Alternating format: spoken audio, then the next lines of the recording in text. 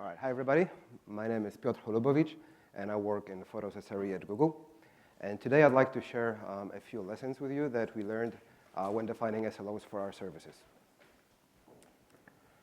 So when you think of an SLO, which is service level objective, you're probably thinking of a target that's attached to one of the key metrics for your service, something like availability over 99% or latency under 1 second.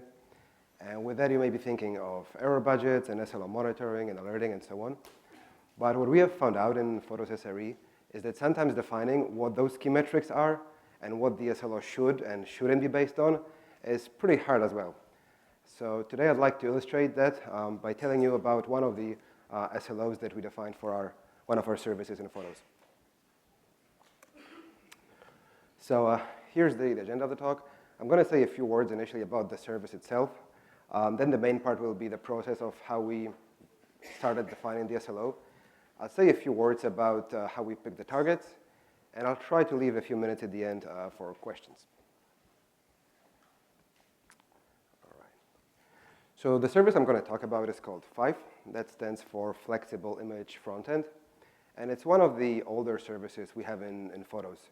It's an image serving service that's used by Google Photos and Drive and Picasa before that. But it actually has over 100 clients within Google, bigger and smaller. So it's fairly widely used. And back in 2018, our team was tasked with migrating monitoring and alerting from one framework to another. And we really wanted to make sure that we migrate the most critical parts first, make sure that they work in the new framework. And also, if we were able to drop maybe some of them, that it will be a good outcome as well. But we realized we didn't really know which ones were the most important. There was quite a lot of them, and we didn't really have a notion of which ones are the ones that represent the service performance best. And at this point, we realized that what we really needed at this point was an SLO, kind of like a point of reference of which metrics really are the most critical for the service. So we decided to use that opportunity to do just that, define an SLO for the service. So the problem didn't look very difficult initially because the service API is relatively simple. FIFE takes one URL, it does some processing, and then returns an image. So naively thinking, we could just put one availability target, a few latency targets, and we'd be done. But then we learned that there had actually been a few attempts already to define an SLO for that service, and none of them really worked out. So probably it wasn't as simple as we thought initially. So we looked deeper into what could be the challenges here. So as I mentioned already, the service supported a lot of internal customers. And when you set up an SLO, it's usually the best practice to kind of look at what makes your users happy and set up targets that would keep them happy.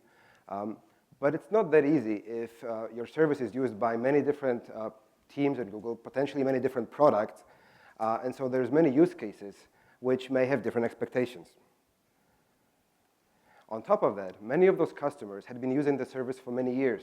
So because there was no explicit SLO, they kind of got used to the performance that they were getting on an average day, which what we could call an implicit SLO.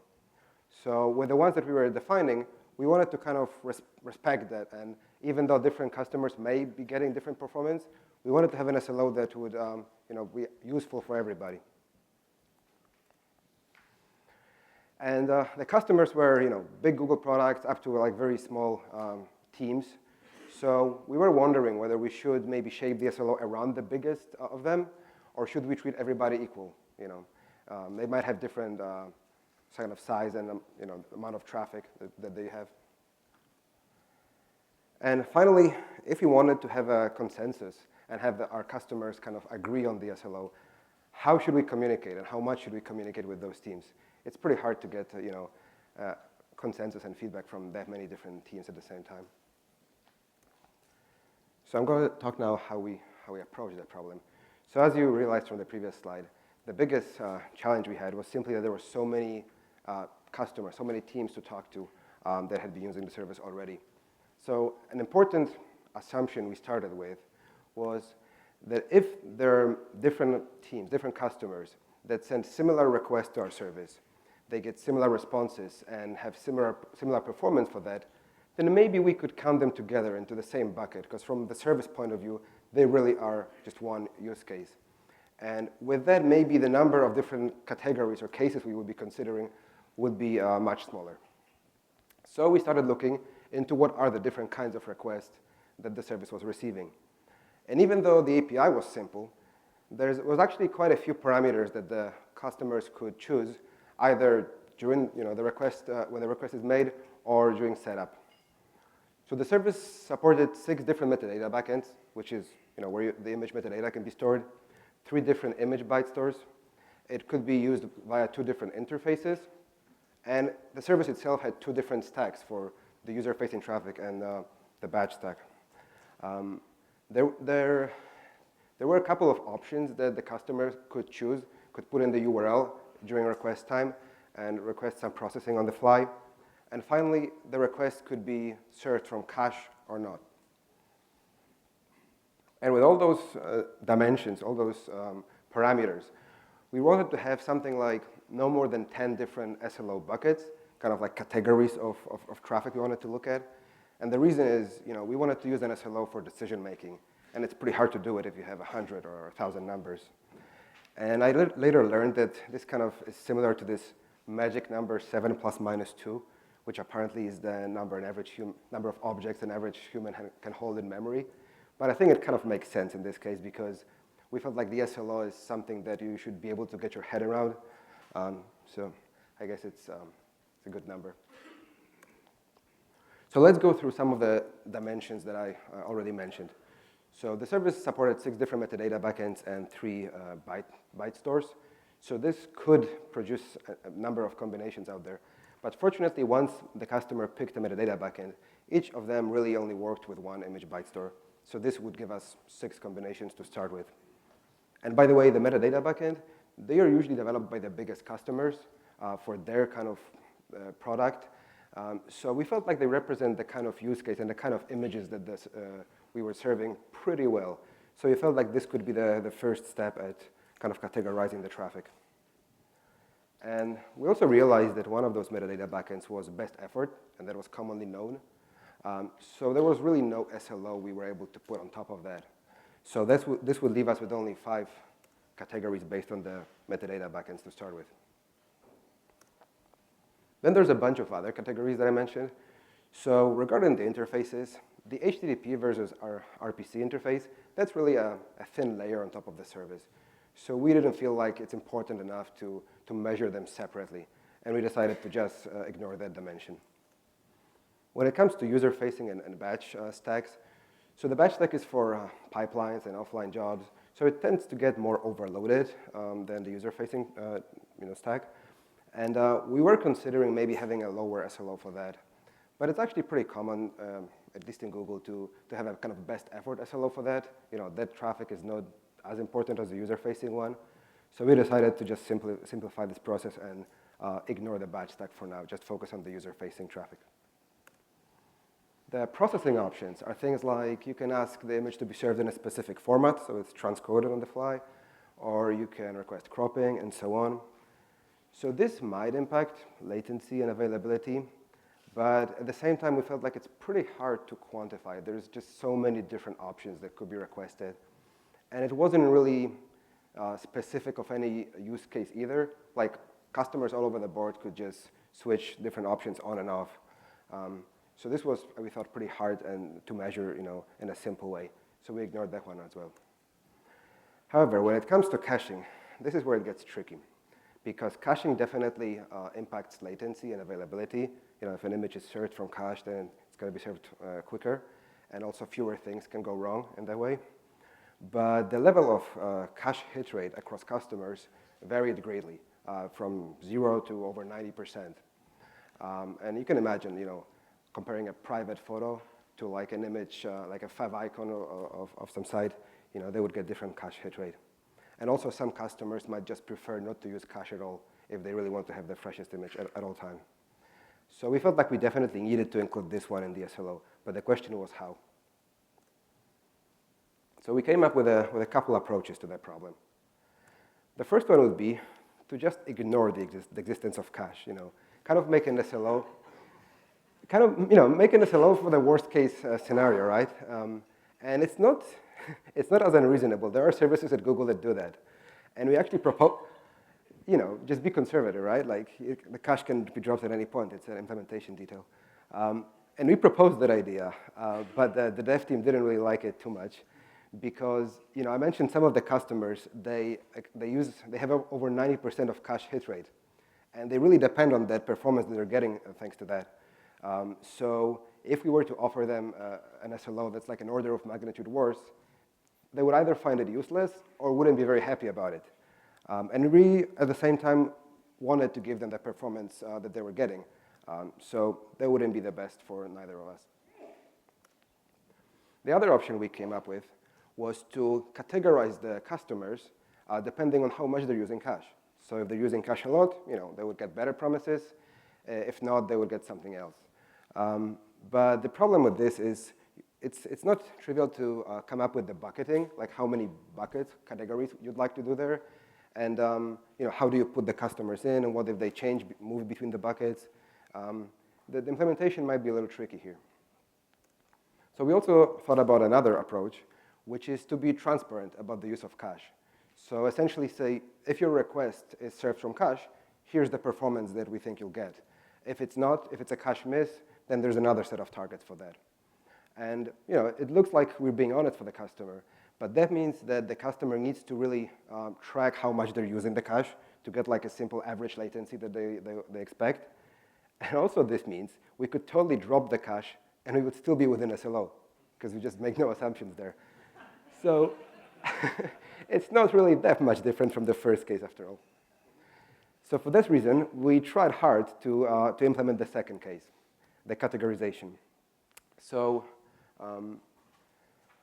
what helped us there? So we started by realizing that the number of buckets we really need depends on it's mostly about latency. So it depends on the latency percentiles that we're going to use. So we wanted to use 90th and 99th percentile of latency.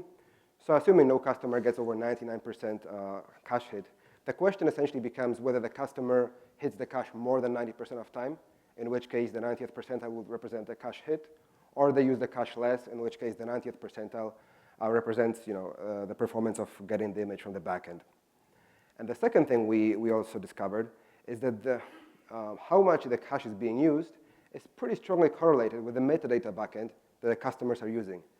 Essentially, some of those backends, they naturally support the kind of traffic that tends to be cached heavily. So what that meant is we could look at our 5 buckets that we designed originally and just group them into, let's say, 2 tiers, depending on our estimated cache usage for those customers. And it was obviously a kind of an assumption and generalization. It was technically possible that there is a customer that uses the metadata backend but doesn't use the cache that much. But we decided that it's true for vast majority of the customers, and it just makes the SLO much simpler that way. After the fact, once the SLO was already defined, we actually realized that there was a 4th case we didn't even consider initially. And that is to try and guarantee a cache hit rate. So it was theoretically possible that we could come up with a list of requirements, and if the customers met all those requirements, we would just tell them, you will use cache a lot, so we can give you high performance promises without the client even realizing that it's because of the use of cache. But the problem with that is that it will be really hard for us to implement. First of all, not all cache layers depend on our team. We don't really have a control of like what makes the cache be used in some cases. And it's also kind of hard to quantify kind of the shape of traffic, how much individual images would be repeatedly requested. So for that reason, we didn't even consider it initially, and I think it'll be pretty hard even now. All right, so I guess that concludes the dimensions, or does it? Since it's an image serving service, there's actually one more which may not even be as explicit, but definitely you can request images of different size, right? Even if you don't put this parameter anywhere in the request. So we looked into how that could impact our SLO as well. So there's a range of sizes that can be in the response can have. So the most precise approach we could do would be a dynamic target, which is essentially something like having a formula where the expected latency depends in some way on the size of the image. And that is, I think, a pretty good approach. It's definitely good for like internal monitoring and maybe setting up alerts based on that. But the problem we had with that is that we were coming from a situation when there was no SLO at all. And so if we were to put a formula for the customers to kind of calculate the expected latency, now they would have to know the distribution of sizes in their traffic, and they would have to do the math themselves. So we felt like it's not super useful for the customers, really. So we looked at something maybe slightly simpler. So the other approach, we thought, was to kind of bucket the request, again, based on the size. Something like small, medium, and large images, right? But when we looked into that, then we realized that for the vast majority of cases, the small images are way more popular than the medium or large ones. Because even if the image is large originally, actually the thumbnail, the small version, is used much more frequently than the full-size original quality image. So what that meant is that if we were to put buckets of the same size, then the medium and large buckets would represent a very small portion of our traffic. So small that we didn't really feel like it was worth for us to care about them separately. And if we wanted to stretch those buckets, then essentially we would be just labeling the largest of the small images as medium or large, and those labels wouldn't make much sense either. It would be just for the art of it. And on top of that all, very often when the request ended in error, we didn't even know what the image size would be. So this made it hard to classify errors into the correct bucket. So overall, we decided that we don't actually need it that much.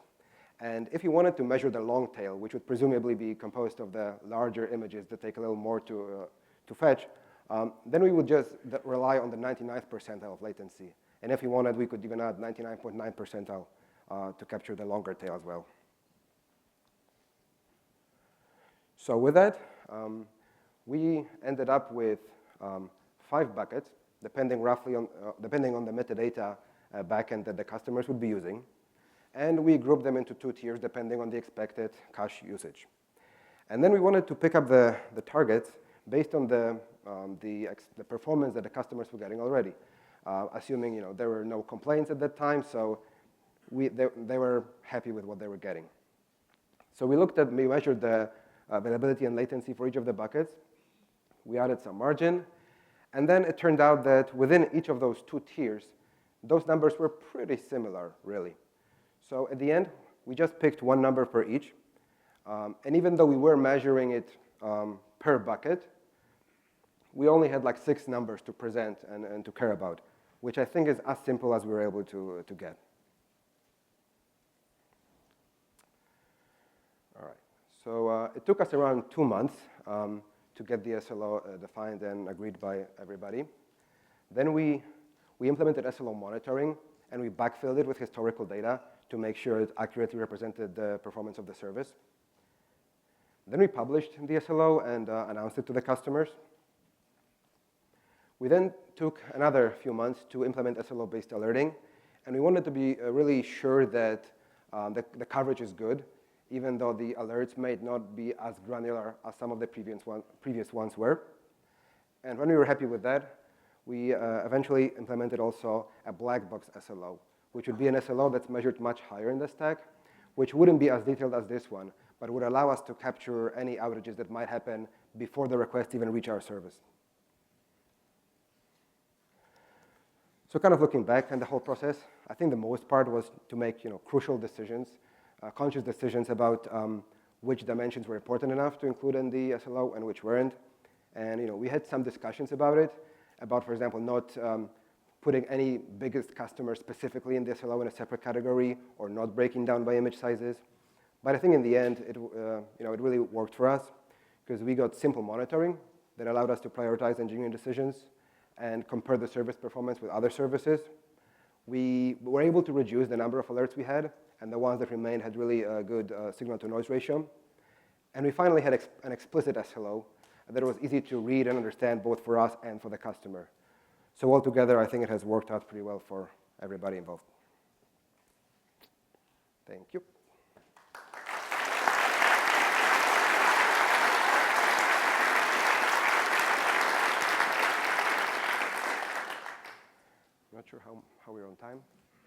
want to do questions now or later? Are there any questions? Otherwise, we can chat on Slack, I guess. Do you still collect monitoring data at different bucket levels so you can enable you to troubleshoot when you do have an SLO breach that says your SLO is not below 90%, now you need to go figure out why.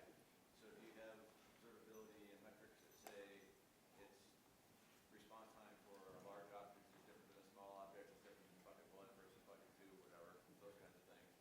Yeah, so we definitely have a lot of monitoring that's way more precise than this.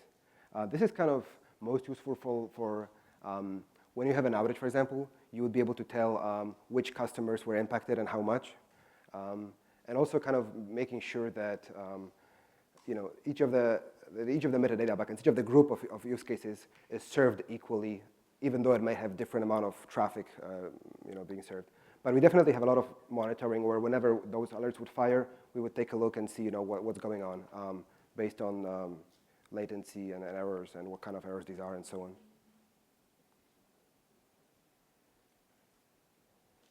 Yeah.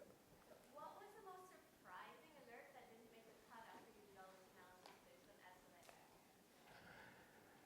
I wouldn't say it was that surprising, but we had a bunch of alerts that were just for a specific metadata backend, which wasn't really on the user visible part, but rather on some internal request to our dependencies.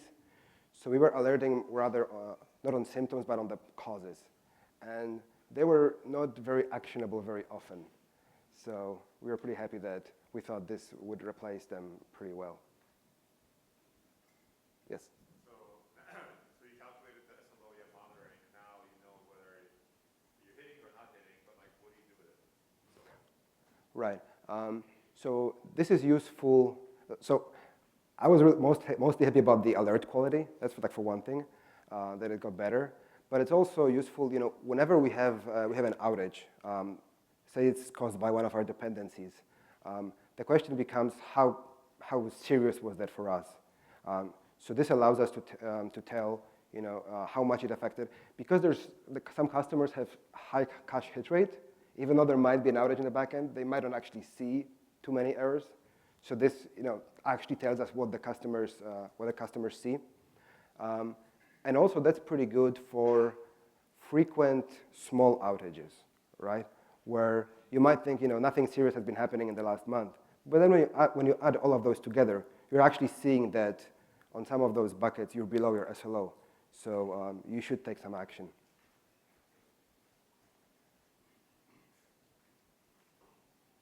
All right, thank you.